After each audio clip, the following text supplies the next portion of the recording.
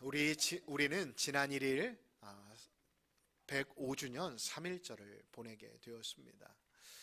여러분들이 생각하시는 일본은 어떠한 나라입니까? 우리나라는 불과 100여 년 전만 해도 주권이 없는 나라였습니다.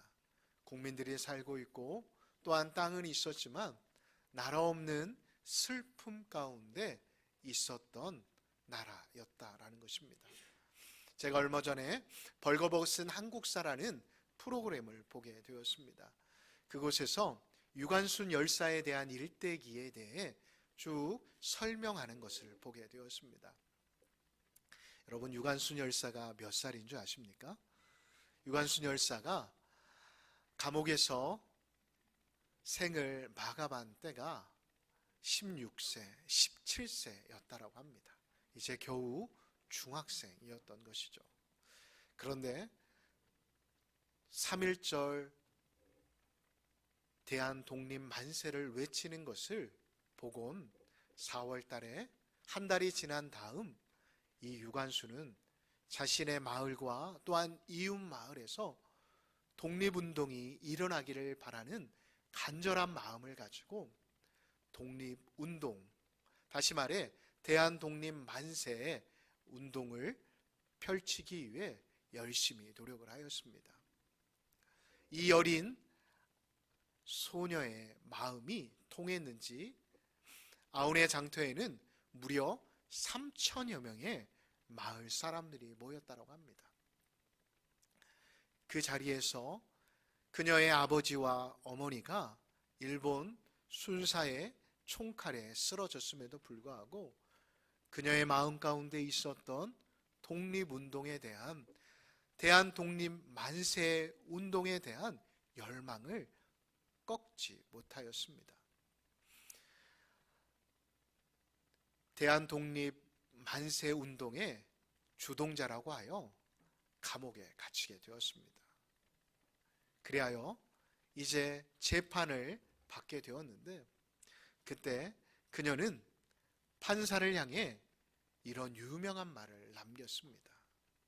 평화롭게 살고 있는 내 땅에 너희들이 무엇이간데 나를 재판하려느냐라고 재판관에게 호통을 쳤다라고 합니다. 그리고 그녀는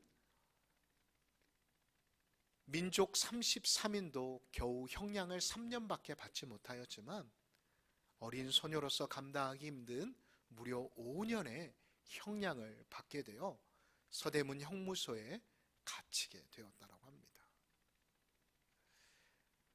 얼마나 그녀의 강단이 강했는지 그녀의 기도의 제목, 기도의 내용들을 살펴보면 그녀가 얼마만큼 믿음 안에서 대한의 독립을 위해 열심히 살았는지를 우리는 살펴볼 수가 있습니다. PPT를 여러분 한번 보시겠습니까? 그녀는 이렇게 기도하였다고 합니다. 오 하나님, 시간이 임박하였습니다. 원수 외를 물리쳐 주시고 이 땅에 자유와 독립을 주소서. 내일 거사할 각 대표들에게 용기와 힘을 주시고 이 민족에 힘을 주셔서 이 민족이 주소서. 주여 이 소녀에게 용기와 힘을 주옵소서. 예수님의 이름으로 기도합니다 라고 기도하였다고 합니다. 결국 감옥에서 여러 형벌을, 고초를 견디다 못해 짧은 인생을, 다 피지 못한 인생을 마무리하고 하늘나라로 가게 되었다고 합니다. 뿐만 아닙니다. 3.1운동 많은 사람들이 죽게 되었는데 무려 7,500명의 사람들이 목숨을 잃었다고 합니다. 그리고 36년 동안 정신대로 또한 탄광과 또한 여러 강제 노역으로 그리고 군대 징집으로 독립투사들, 그 외에 독립을 위해 수고했던 많은 사람들의 인명피해가 무려 400만이나 되었다고 합니다. 그 당시 우리나라 인구가 2천만이 채 되지 않았다고 하니 36년 동안 우리나라가 400만의 인명의 피해를 받았다고 하니 그 피해가 이루 말할 수가 없습니다. 뿐만 아닙니다. 우리나라 각처에 있었던 문화재 4,473개가 일본에게 빼앗겼을 뿐만 아니라 겨우 1,143개만이 반환이 되었다고 합니다. 이렇게 일본은 36년 동안 우리나라를 도륙하였을 뿐만 아니라 우리나라의 많은 국민들을 아프게 하였습니다. 그래서 그런지 많은 국민들은 일본과의 어떠한 운동이나 또한 시합이 있으면 꼭 이기기를 바라는 게 아닌가 생각이 되었습니다. 그리고 다른 나라와 달리 어떠한 재앙이나 또한 문제가 생기면 그리 많이 슬퍼하지 않는 게 우리나라의 국민들의 정서가 아닌가 생각이 되었습니다. 오늘의 본문의 말씀을 보면 이와 같이 꼭 일본과 같지는 않겠지만 아니 그보다도 더 한 나라를 싫어한 한 선지자가 있었습니다. 바로 아수르라는 나라를 싫어했던 선지자였는데 이 선지자는 요나라고 하는 선지자입니다. 우리 교회 학교 친구들도 요나하면 물고기 뱃속에서 하나님의 말씀을 들었던 선지자라고 익히 알고 있는 선지자입니다. 자, 이 선지자는 왜 이 아수르라는 나라를 싫어했을까요? 그 이유는 단순했습니다.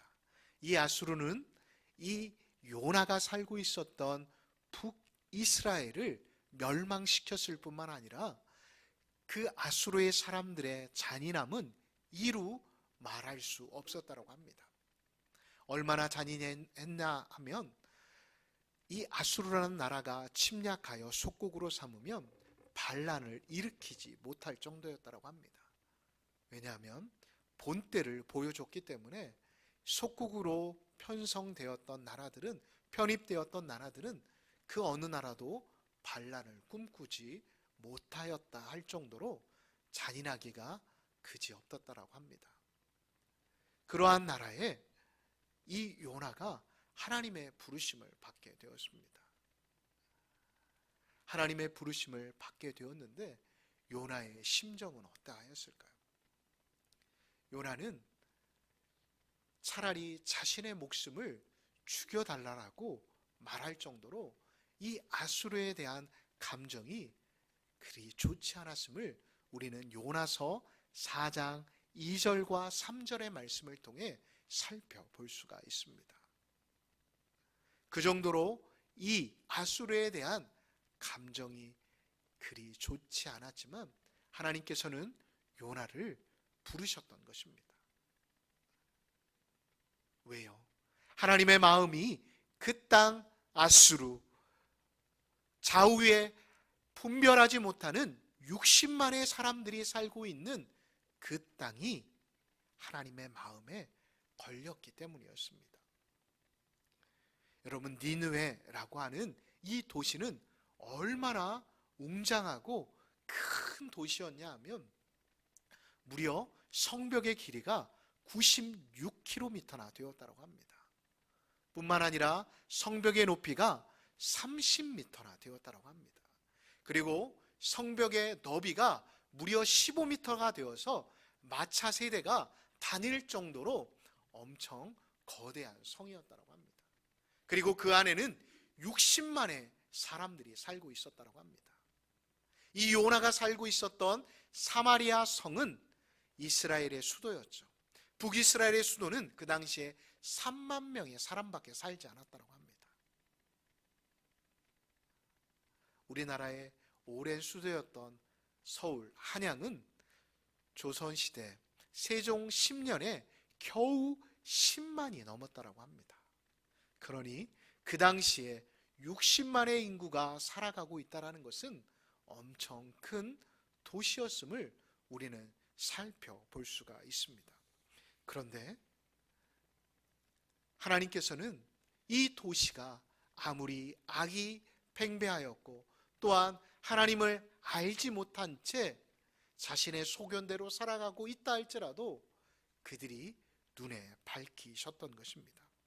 그리하여서 하나님께서는 요나를 부르셨고 그 요나를 통해 하나님이 그들을 얼마나 사랑하시는지 또한 그들을 얼마나 지금도 기다리고 계시는지를 선포하게 하셨습니다. 그런데 요나는 어떻게 합니까?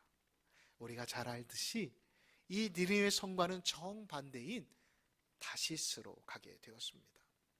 이 니느웨는 지금의 터키 지방이고 이 다시스는 지금의 에스파냐, 그러니까 스페인쯤 되는 도시였습니다. 그러니 정반대의 도시였던 것입니다. 이렇게 요나는 하나님의 말씀에 순종하지 않고 배를 타고 저 멀리 하나님이 계시지 않을 곳 같은 다시스를 향해 나아갑니다. 그런데 결국 어떻게 되었습니까? 풍랑을 만나게 되었습니다. 풍랑을 만난 요나는 하나님의 은혜 가운데 물고기의 뱃속에 들어가게 되었습니다. 물고기의 뱃속에 들어간 요나가 기도한 기도의 내용들은 무엇일까요? 2장 1절부터 쭉 살펴보면 요나의 기도의 내용이 기록되어 있습니다. 그러면 그 요나의 기도는 어떻게 이루어졌을까요? 바로 요나서 2장 10절을 보면 요나의 기도가 이루어졌음을 우리는 살펴볼 수가 있습니다. 그리고 요나에게 하나님께서는 무엇을 말씀하실까요? 바로 오늘 본문 2절의 말씀입니다. 일어나 저 큰 성읍 니느웨로 가라 라는 것입니다. 뿐만 아니라 내가 너에게 명령한 것을 선포하라 라고 하나님께서는 요나에게 말씀하여 주셨습니다. 외면하지 말고 하나님의 뜻, 하나님의 마음을 전하라 명령하신 것입니다. 우리가 요나서 1장 2절과 그리고 오늘 본문 3장 2절의 말씀을 한번 비교해 보시기 바랍니다. 처음 일곱 단어는 같습니다. 그런데 첫 번째는 왜 요나가 니느웨로 가야 하는지에 대해 말씀해 주셨고, 오늘 본문에서는 니느웨에 가서 무엇을 선포해야 할지에 대해 하나님께서는 말씀해 주셨습니다. 무엇을 선포해야 합니까? 오늘 본문 4절의 말씀을 보면 40일이 지나면 니느웨가 무너지리라 라는 말씀이었습니다. 하나님을 피해 도망하던 요나는 두 번째 하나님의 말씀이 임하자 어떻게 반응합니까? 3절 상반절을 살펴보면 요나가 여호와의 말씀대로 일어나 니느웨로 가니라 라고 기록이 되어 있습니다. 자, 다시 한번 우리가 비교해 볼 텐데 1장 3절과 오늘 본문 3절을 한번 비교해 보겠습니다. 1장 3절은 그러나로 시작하여 일어나 다시스로 도망하였지만 본문 3절에서는 그리고로 시작하여 요나가 말씀대로 일어나서 니느웨로 가니라 라고 기록이 되어 있습니다. 자, 그렇다면 하나님께서 이 니느웨로 가서 하나님의 말씀을 전하라고 하셨을 때 어떻게 이 니느웨 사람들은 반응하였을까요? 먼저 그것을 살펴보기 전에 우리가 먼저 기억해야 할 것이 있습니다. 그것은 하나님께서는 하나님의 시선이, 하나님의 마음이 이스라엘에게만 머물고 있지 않다라는 것을 우리는 깨달아야 합니다. 이스라엘 백성들은 자신들만이 선민이고 자신들만이 구원을 얻을 수 있다라고 생각을 합니다. 하지만 하나님께서 이스라엘 백성들을 특별히 사랑하신 것은 맞습니다. 그러나 결코 이스라엘만을 사랑하신 것은 아닙니다. 여러분, 아브라함을 부르실 때를 한번 생각해 보십시오. 하나님께서 아브라함을 어떻게 부르셨습니까? 하나님께서는 아브라함을 부르실 때 너를 축복하는 자에게는 복을 내리고 너를 저주하는 자에게는 내가 저주하겠다라고 하시면서 땅의 모든 족속이 너로 인하여 복을 받게 될 것이다 라고 선언하여 주셨습니다. 왜요? 하나님의 관심은 세상에 있었기 때문이었습니다. 지난 우리가 월삭 새벽 기도회 때 나누었던 말씀 속에서도 예수님께서는 굳이 거대한 신상이 서 있는, 그리고 세상의 그 어떠한 것도 비교할 수 없이 화려하고 또한 우리의 시선을 빼앗을 수밖에 없는 빌립보 가이사랴에서 교회를 세우시겠다라고 하신 이유는 바로 하나님의 관심이, 하나님의 마음이 교회가 아닌 세상에 있음을 말씀해 주시고자 하셨다라는 것을 우리는 기억해야 합니다. 여러분, 출애굽할 때도 한번 살펴보십시오. 출애굽할 때도 출애굽에 대한 기록이 출애굽기 12장 28절에 기록되어 있는데 수많은 타 민족들이 있었음을 우리는 살펴볼 수가 있습니다.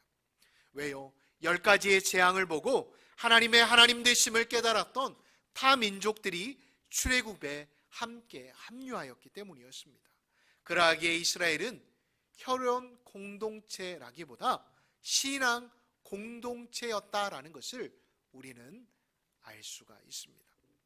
이런 관점에서 하나님께서는 이 요나를 니느웨로 보내셨던 것입니다. 이렇게 요나는 니느웨로 들어가 하나님의 뜻을, 하나님의 마음을 4절을 통해 전달하게 됩니다. 우리 4절을 다 같이 한번 읽도록 하겠습니다. 시작.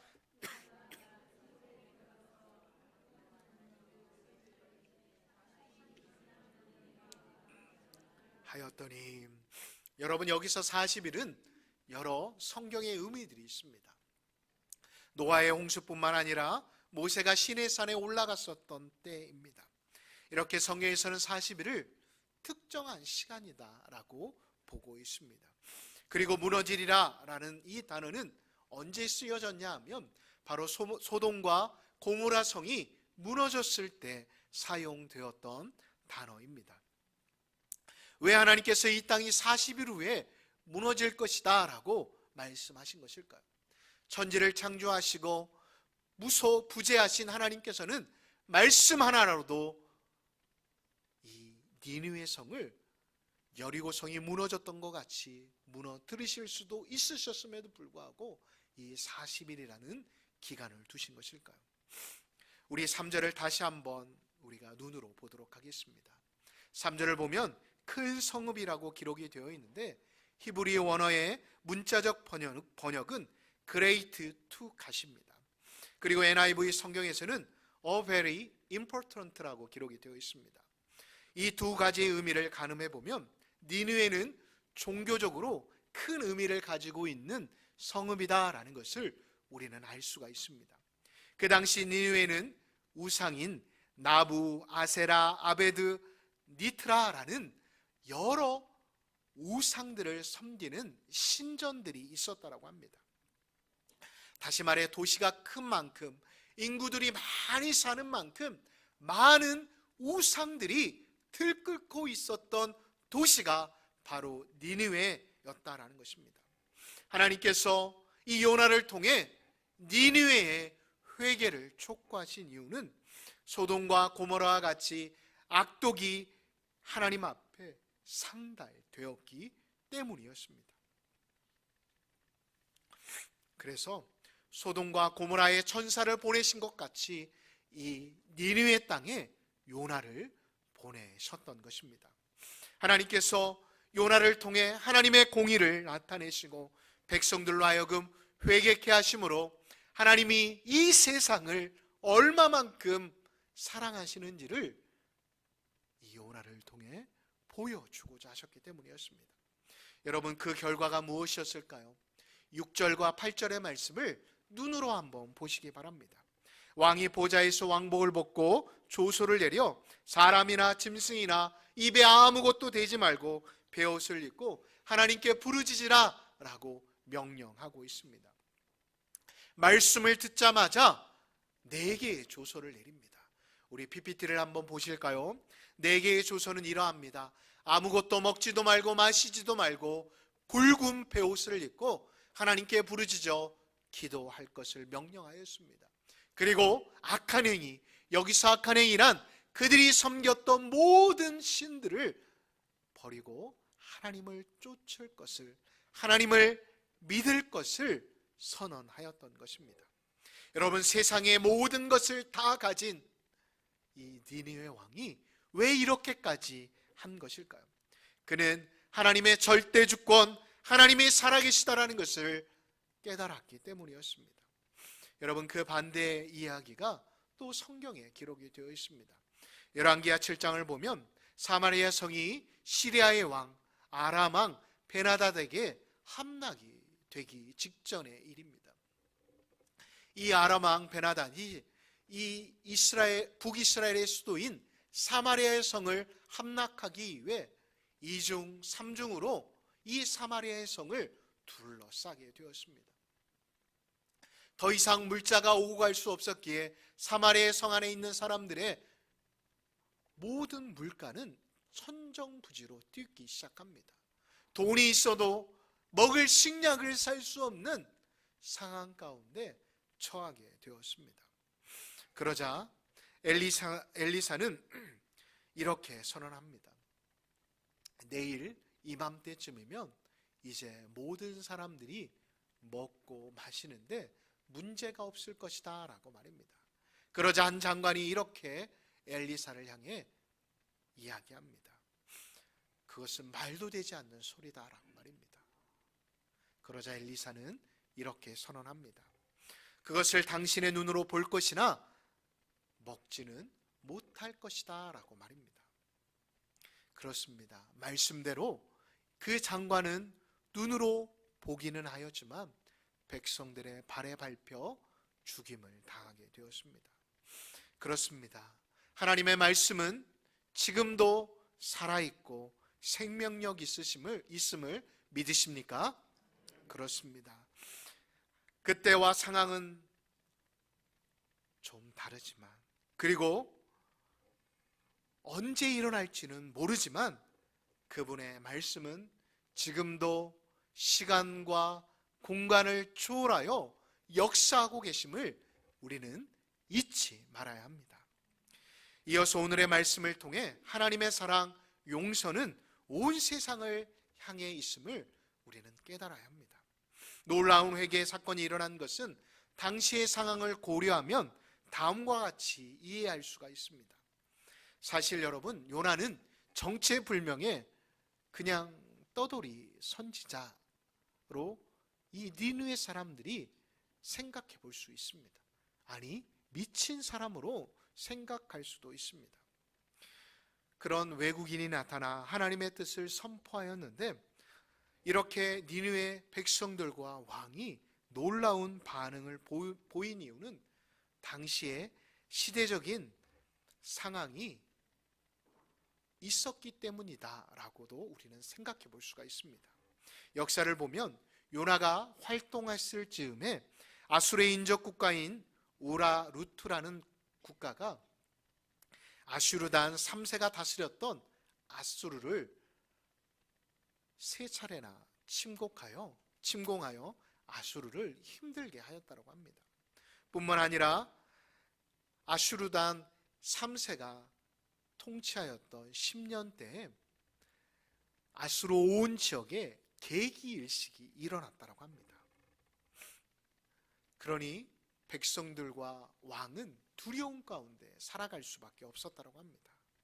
그런데 우리는 이러한 상황도 믿음의 관점에서 바라보게 되어지면 요나에게는 정말 너무나도 큰 부담감이었고 억지였지만 하나님께서는 가장 적합한 때에, 적당한 때에 요나를 사용하여 주심으로 그 땅을 변화시키셨다라는 것을 우리는 기억해야 합니다. 이 사실에 대해 다시 말해 하나님의 사랑에 대해 우리는 에스겔서 33장 11절을 보면 좀 더 구체적으로 하나님의 마음을 살펴볼 수가 있습니다. 하나님께서는 악인이 죽는 것을 기뻐하지 아니하시고 악인이 그 길에서 돌이켜 떠나 사는 것을 기뻐하신다라고 말씀하고 있습니다. 오히려 악인들이 돌이켜 회개하여 구원에 이르는 것을 보고자 하신다라는 것입니다. 서두에도 말씀드렸듯이 우리는 가장 가깝고도 먼 일본을 요나와 같은 마음으로 바라볼 때가 종종 있습니다. 그래서 다는 아니지만 서두에도 말씀드린 것처럼 자연재해나 안 좋은 일이 생기면 안타까워하기보다 때로는 참 꼬숩다라고도 생각하기도 하고 참 시원하다라고 생각하는 분들도 계실 것입니다. 그러나 하나님께서 요나에게 니느웨로 가라고 하셨듯이 오늘의 본문의 말씀을 통해 하나님의 공의와 하나님의 사랑을 이 자리에 있는 저와 여러분들이 일본을 향해 그리고 또한 우리 이웃을 향해 하나님의 사랑을 나누기를 원하신다는 것을 우리는 잊지 말아야 합니다. 여러분, 중국의 장제석 총통이 이런 말을 하였습니다. 일본인들은 내 민족의 원수이다. 그러나 우리 민족을 위해 지금도 뜨겁게 눈물을 흘리며 기도하고 있을 가가와를 생각할 때 나는 그들을 미워할 수 없다라고 말하였다고 합니다. 여기서 가가와는 일본인 목사님을 말합니다. 그리하여 이 장제석 총통은 전쟁이 끝나고 패전하여 돌아가는 200만이나 되는 일본인을 무사히 돌아가게 하였고, 당시 일본을 점령하고 있었던 연합군들이 일본을 나누어 통치하자라고 하였을 때 유일하게 홀로 일본이 분할되는 것을 막았다라고 합니다. 왜요? 하나님의 마음, 그 마음을 일본인 목사님을 통해 보았기 때문이었습니다. 장제석 총통이 한 나라의 지도자였지만 많은 사람을 통해 감동을 받은 게 아니라 단 한 사람, 이 가가와 목사님이 이 중국을 위해 기도하였던 모습을 보고 감동이 되었던 것입니다. 여러분, 지금 일본의 인구수는 1억 2천만이 훌쩍 넘어간다고 합니다.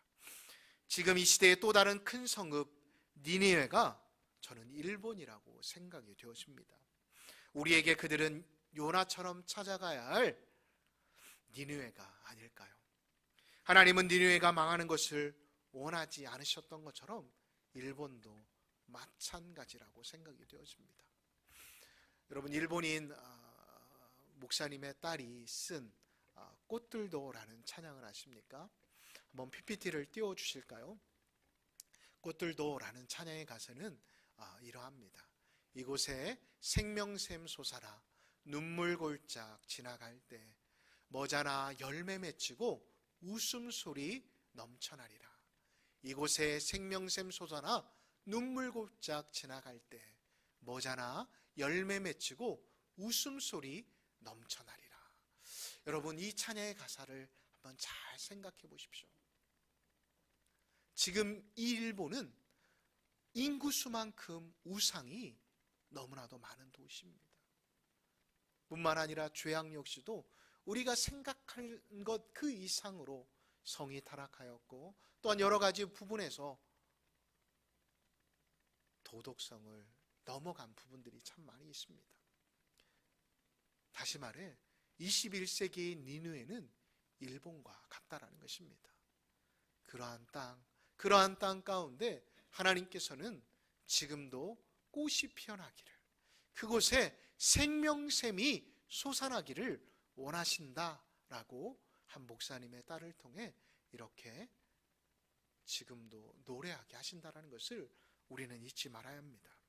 하나님이 일본을 향한 마음, 그리고 이 땅, 바로 우리 조국 대한민국을 향한 마음이 바로 이러한 마음이 아닐까요? 3.1절을 보내기에 이렇게 오늘의 본문의 말씀을 적용해 보았지만, 오늘의 본문의 말씀은 단지 나라에만 적용되지 않고 가족, 이웃 성도 간의 관계에도 우리는 적용해 볼 수가 있습니다. 하나님 아버지의 마음이 있는 곳에 그 사랑을 받은 저와 우리 성도님들의 마음이 있기를 예수님의 이름으로 축복합니다.